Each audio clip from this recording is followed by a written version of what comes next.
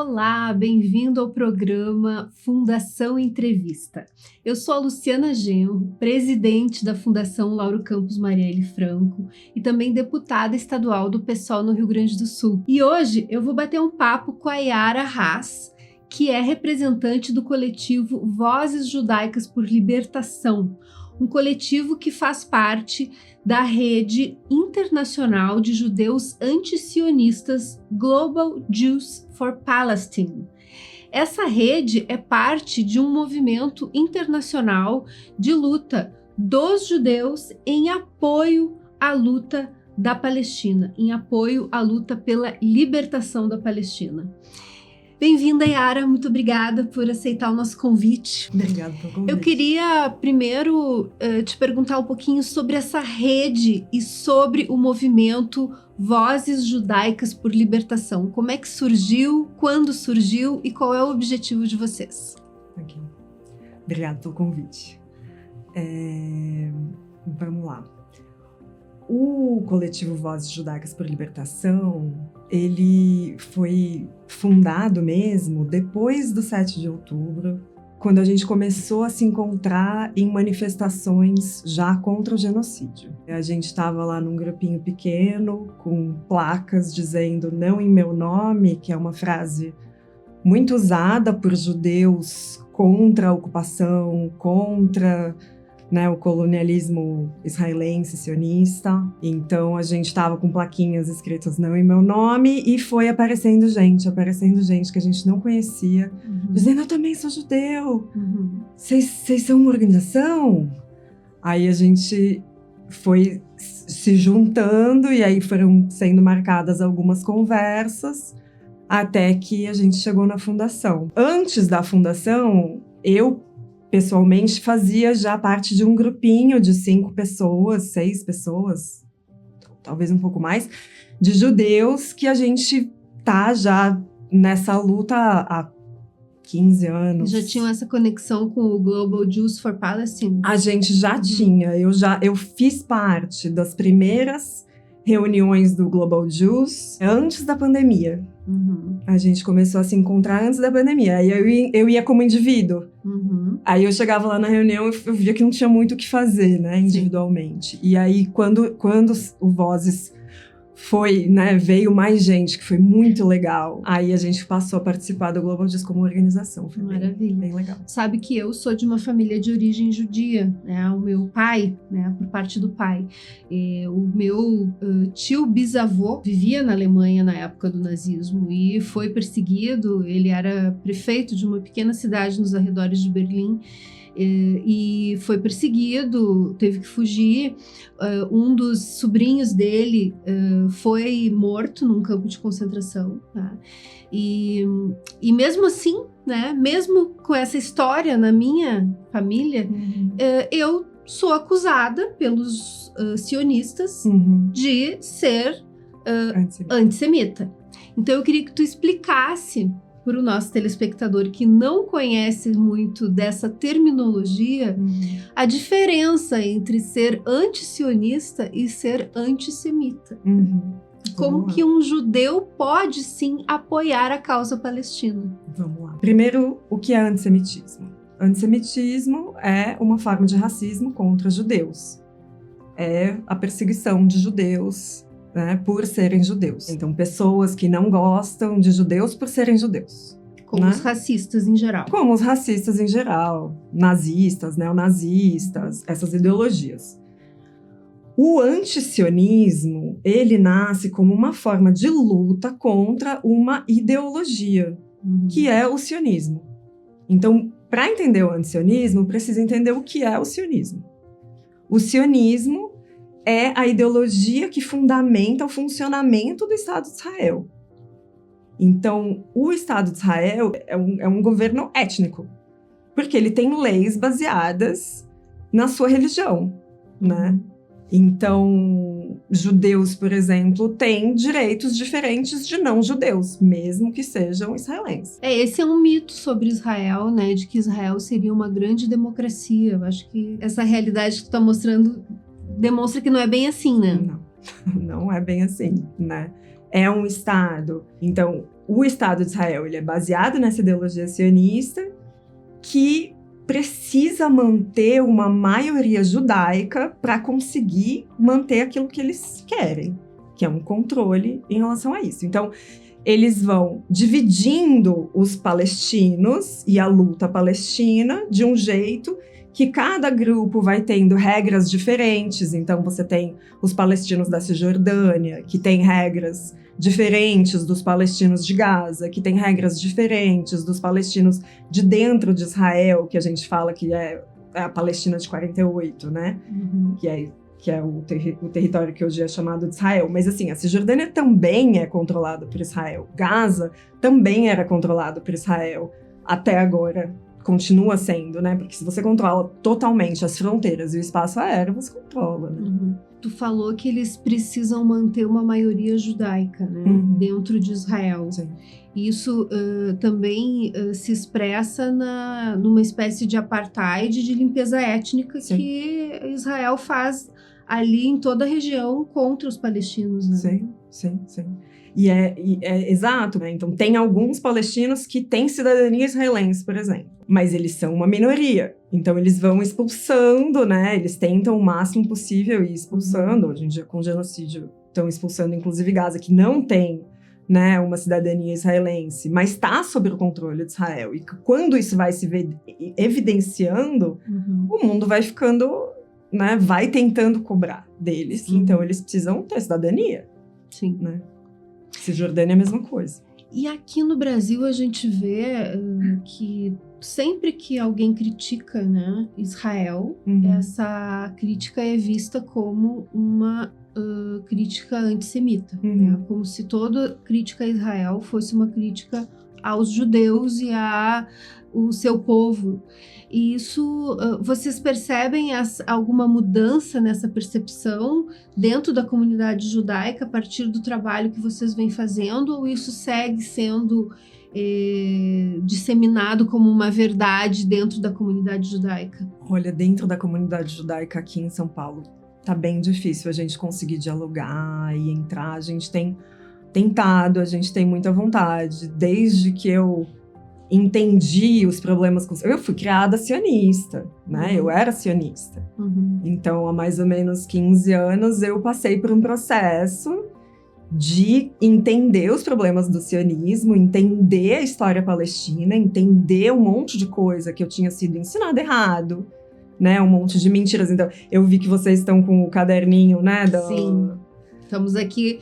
Essa é uma cartilha que a Fundação elaborou com o apoio da FEPAL, justamente para trazer conhecimento sobre o tema, né? Porque grande parte dessa visão, né, de que quem apoia a luta palestina é contra os judeus, vem do desconhecimento também, né? E do próprio desconhecimento de como é que foi fundado o Estado de Israel.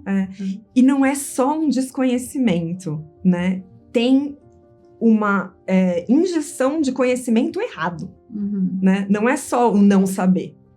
Tem gente que acha que sabe, mas que na verdade são mentiras que foram contadas. E o que tu acha que são as principais mentiras que são contadas? Nesse caderno tem os 10 mitos, né?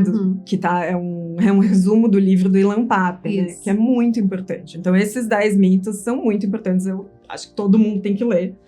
Mas, por exemplo... Vocês vão ter que pegar a nossa cartilha para saber quais são os 10 mitos. É bem importante. Mas, por exemplo, eu fui ensinada coisas como uma terra sem povo para um povo sem terra. Gente, é uma loucura, né? Achar que era uma terra sem povo. Não era uma terra sem povo. Uma terra totalmente ocupada. Que, né, os palestinos foram expulsos em 48, foram massacrados, né? Então, falam, não, eles fugiram porque eles quiseram. Não, eles não fugiram porque eles quiseram. Tinha toda uma tática, né? Que o Ilan Pappé também tem um livro, né? Que fala do ethnic cleansing, né? Da limpeza étnica, de expulsão sistemática dos palestinos. Então, eles faziam massacres em vilas específicas que causavam a fuga, né? De vilas ao redor, porque vinham notícias de que se eles não fugissem, eles seriam massacrados, que nem aquela vila do centro, né? Então, e é um plano, assim, super bem Arquitetado e tem documentos. As pessoas estudaram esses documentos, dá para ler o que foi feito, né? E as perseguições que a gente vê também contra quem está defendendo os palestinos, né? A gente tem o exemplo do Breno Altman, né? E eu própria tenho tanto processo judicial no Rio Grande do Sul, como também processo dentro da Assembleia Legislativa, pedindo a minha cassação, justamente pelo discurso que eu fiz na primeira sessão parlamentar que nós tivemos depois do ataque do Hamas, né? Onde eu fui me pronunciar falando sobre a iminência de uma reação absolutamente desproporcional de Israel que iria causar um massacre dentro da Palestina. E vocês também, do Vozes Judaicas, também têm sofrido algum tipo de perseguição? Algumas pessoas do Vozes, sim, pessoas que têm falado mais publicamente, mas assim, o Vozes em si, nas nossas postagens, porque a gente basicamente se comunica pelo Instagram, ali é isso, o pessoal que cuida do Instagram, eles veem, tem vários ataques e tal, mas não chegou ainda em nenhuma questão legal. Acho que é difícil por a gente ser judeus, declaradamente, judeus, né, declaradamente. Mas eu queria te responder a questão da colagem que se faz a qualquer ataque, né, a qualquer crítica que se faz ao Estado de Israel, que se cola com o antissemitismo, né? Então, é isso, a gente vê uma instrumentalização do antissemitismo gigante no mundo todo, né? E isso é um problema grave, porque tem pessoas que estão tentando, inclusive, levar isso para formatos de lei. Então, existe uma definição de antissemitismo que é do IHRA, que é IHRA. Eu não lembro agora exatamente o que é, mas é alguma coisa do Holocaust Remembrance Alliance, alguma coisa assim, International Holocaust, é alguma coisa assim. E eles têm uma definição de antissemitismo que cola o antisionismo com o antissemitismo. E essa definição está sendo empurrada por lobistas. Aqui em São Paulo, por exemplo, ela foi aceita na Secretaria de Educação, o que acarretou numa formação em escolas públicas dessa definição de antissemitismo. Então, isso é um problema muito grande que a gente está, dentro do Voz, a gente está se preparando para entrar, para lutar contra essa definição. A Rede Internacional do Global Jews se reuniu primeiramente para lutar contra essa definição em vários países. No Canadá, eles têm um problema sério com isso. Em vários países é sério, mas eles têm um trabalho muito bom. Então, a gente está estudando bastante os trabalhos que já foram feitos para a gente começar a tentar agir nessa direção. E vocês têm alguma posição comum enquanto grupo sobre qual é a saída para o problema da região? A gente não fez esse debate interno. A gente está num modo de emergência, né, lutando para tentar chamar a atenção para o genocídio em curso. A gente foi percebendo que é importante a gente ir se ocupando da questão da instrumentalização do antissemitismo, porque somos judeus e judias, e a gente entende que é um papel importante que a gente pode fazer para apoiar o ativismo, para apoiar pessoas que estão levantando a voz pela Palestina. Então, a gente quer muito entrar nesse lugar, né? Entrar nesse papel. Mas a gente tem conversado, né? Há 15 anos atrás, quando me perguntavam isso, e eu estava no começo do meu ativismo, eu sempre respondia, não cabe a mim dizer qual é a solução. Cabe à população, dar todos os direitos para a população palestina, local, junto com a israelense, e eles precisam de algum processo para que eles decidam o que fazer. O problema é que, hoje em dia, né, falar de 2 estados é completamente ridículo. É impossível você fazer 2 estados ali, na forma como Israel foi picotando, né, o território que antes era palestino, com assentamentos ilegais de israelenses, de judeus dentro da Cisjordânia, fora que existem um monte de palestinos dentro de Israel também. Então, não é real falar em 2 estados, né? O que seria real, na tua opinião?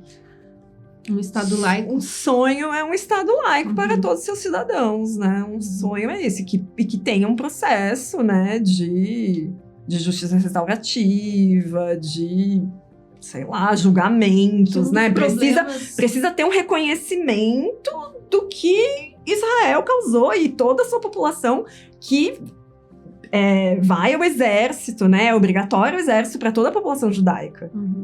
Né? Então, assim, tem que ter algum processo né, público de reconhecimento histórico de todo o sofrimento causado.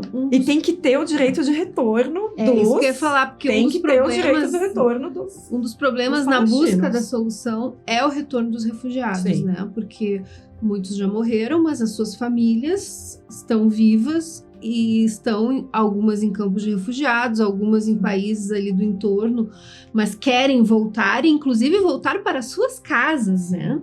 E essas casas já estão ocupadas por outras famílias de judeus. Sim. Então, como que se opera isso é que também complica tudo, né? Tem algumas organizações que fazem estudos concretos de como isso seria operado. Algumas organizações que fazem avaliação de quanto custaria reconstruir algumas das vilas destruídas que estão em terrenos que hoje em dia não foi construído nada no lugar. Ou então de restituição de dinheiro, né, para quem não vai conseguir voltar para sua casa, a possibilidade de negociação com as famílias que estão. Tem algumas organizações que fazem esses estudos, é bem interessante, eu não lembro agora o nome de qual. Sim, isso sem dúvida é um pré-requisito para que se tenha justiça, né, o que tu falava, uma justiça de transição, né, como a gente fala depois desses processos dolorosos, que é verdade, memória e justiça, né, e que passa por reparação também das perdas sofridas, né? Então, como é que se pode pensar num processo de justiça se as pessoas que perderam as suas propriedades, as suas vidas que estavam ali estabelecidas, não puderem retornar e, de alguma maneira, terem uma reparação? Sim. Mas para tudo isso acontecer, a primeira coisa é os Estados Unidos precisam parar de apoiar Israel.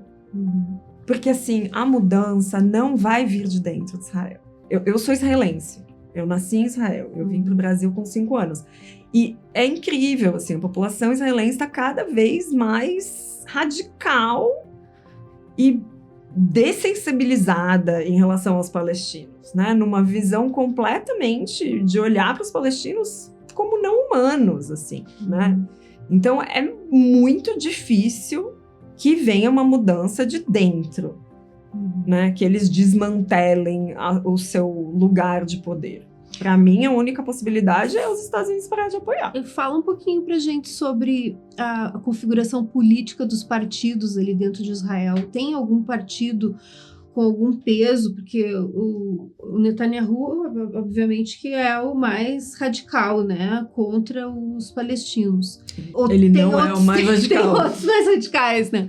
Mas que fazem parte do governo dele, né? Sim. E tem o Partido Trabalhista, mas que também faz um jogo ali também muito próximo do jogo sionista, né? Eu não sei o suficiente falar sobre os partidos políticos com nomes e coisas, não sou a pessoa certa para isso. O que eu consigo te dizer é que nesse meu estudo sobre a história, uma das coisas que me surpreendeu, me decepcionou e me entristeceu, porque eu achei que era possível você ser israelense de esquerda, né, foi ver o quanto que nos governos de esquerda, do Avodá, né, do Partido Trabalhista, a quantidade de assentamentos era até maior do que quando era governo de direita. Os assentamentos ilegais construídos era até maior. Então tinha mais uma farsa, tinha uma coisa pública de falar que queriam fazer a paz, então faziam processos públicos e tal,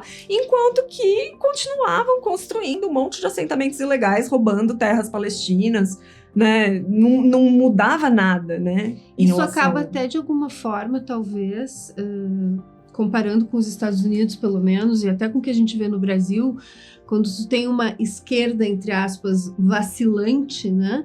Isso acaba dando mais combustível para a extrema-direita, né?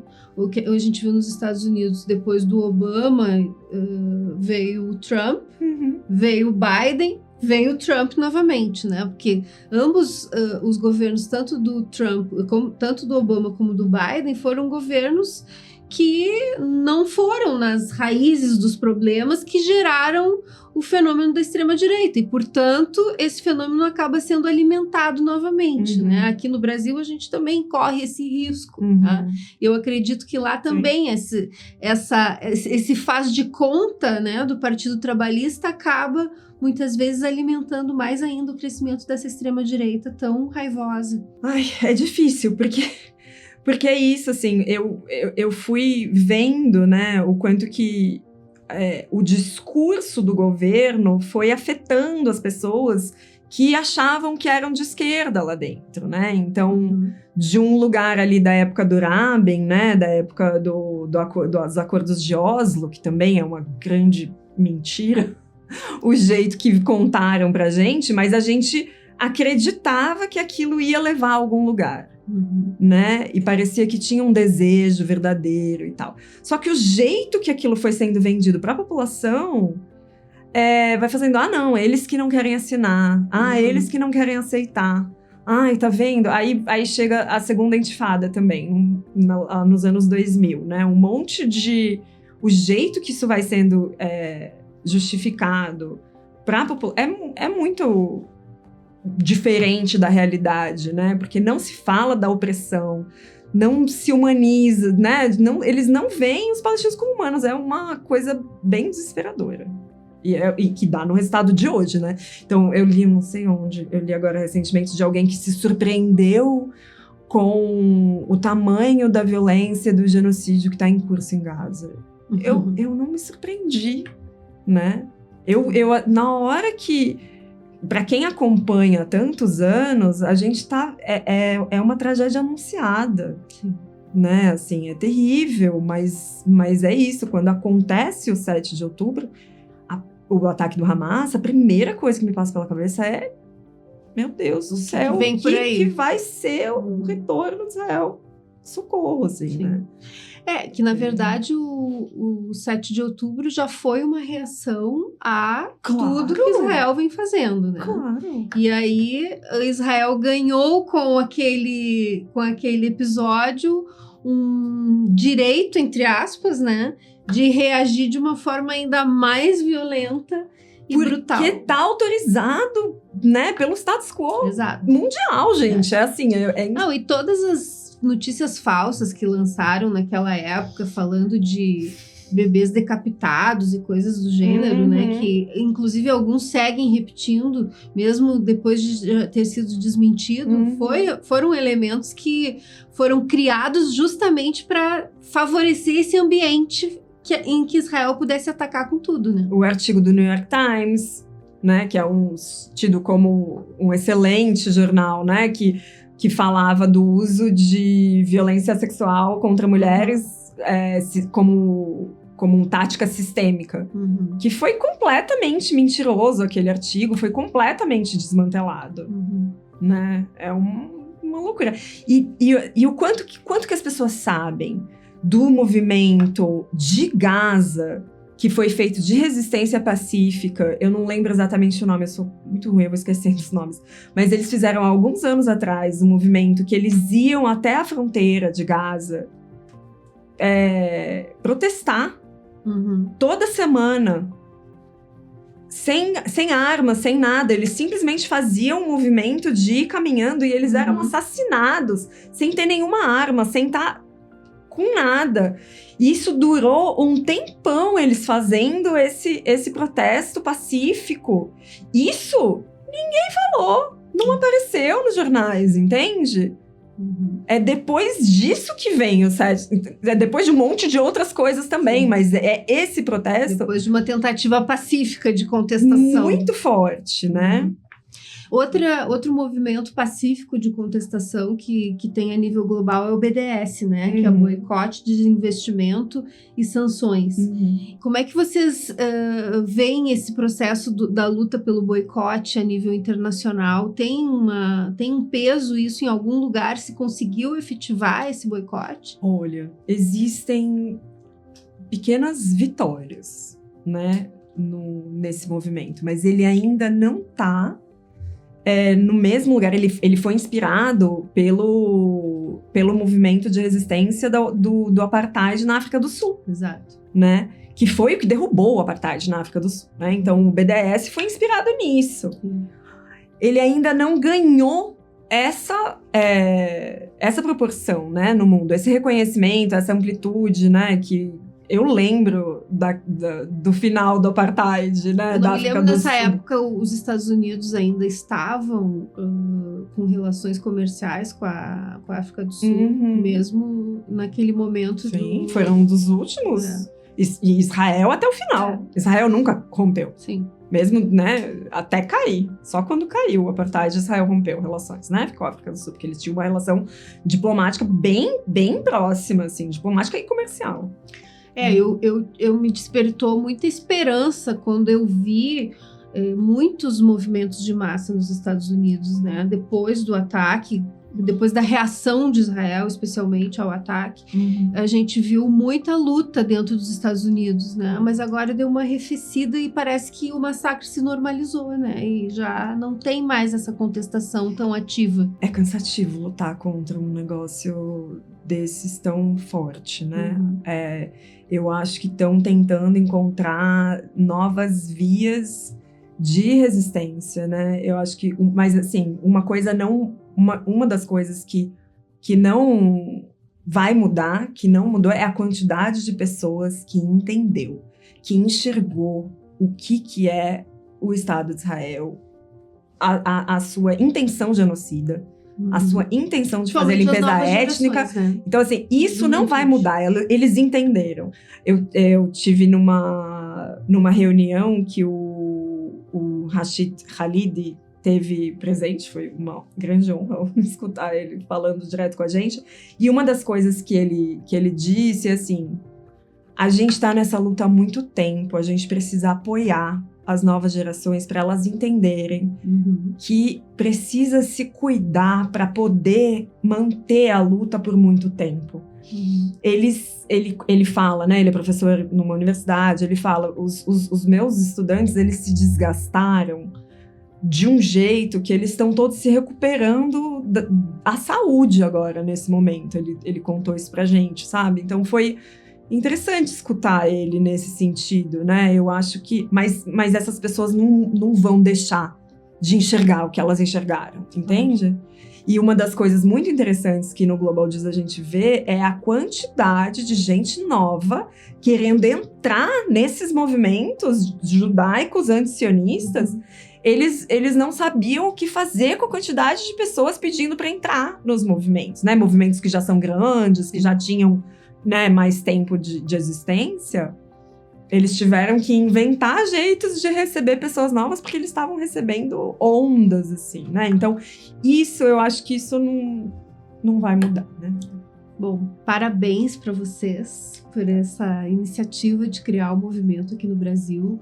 Vocês cumprem um papel fundamental de mostrar, né, que ser judeu não significa ser sionista, ser antissionista não significa ser antissemita, né, e que é possível reconhecer e apoiar a legitimidade da luta palestina e não ser racista, né, como são os que realmente combatem o povo judeu, né, e não o sionismo. Porque combater o povo judeu é ser racista. Combater o sionismo é combater uma ideologia que, inclusive, é racista também. Sim. Então, parabéns, muito obrigada. E, para vocês, não se esqueçam do nosso caderno. É só entrar em contato com a Fundação aqui nas nossas redes sociais, que vocês podem saber como receber o nosso caderno. que tem todas essas informações a respeito da história de criação de Israel, a história da luta palestina e os 10 mitos que o Ilan Pappé desmistificou no seu livro e que aqui estão brilhantemente resumidos pelo nosso jornalista Samir Oliveira, com o aval da FEPAL. Então, não percam. Obrigada pela sua audiência.